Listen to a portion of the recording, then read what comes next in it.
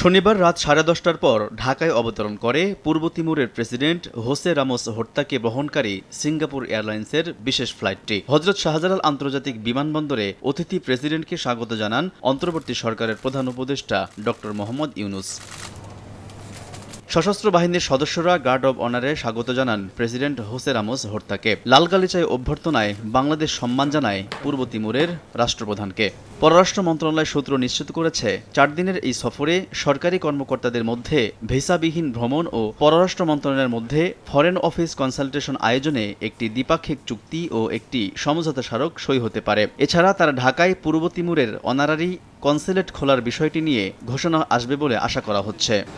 রোববার সকালে পূর্ব তিমুরের প্রেসিডেন্টের সঙ্গে সৌজন্য সাক্ষাৎ করবেন পররাষ্ট্র উপদেষ্টা মোহাম্মদ তৌহিদ হোসেন। এরপর দুপুরে প্রধান উপদেষ্টা ড ইউনূসের সঙ্গেও সাক্ষাৎ করবেন তিনি। প্রধান উপদেষ্টার কার্যালয়ে 2 শীর্ষ নেতা একান্ত বৈঠক করবেন। পরে আনুষ্ঠানিক দ্বিপাক্ষিক বৈঠক করবেন 2 দেশের প্রতিনিধি দল। বৈঠক শেষে যৌথ প্রেস বিবৃতিতে বক্তব্য রাখবেন ড ইউনূস হোর্তা। এরপর 2 শীর্ষ নেতার উপস্থিতিতে সই হবে কূটনৈতিক দলিল। সফরের তৃতীয় দিন বিজয় দিবসে প্রেসিডেন্ট হোর্তা বঙ্গভবনে রাষ্ট্রপতির সঙ্গে সাক্ষাৎ করবেন। এছাড়া সাভার জাতীয় স্মৃতিসৌধে মুক্তিযুদ্ধে শহীদদের স্মৃতির প্রতি শ্রদ্ধা জানাবেন তিনি। অংশ নেবেন বাংলাদেশের 54তম বিজয় দিবসের বিভিন্ন আয়োজনেও।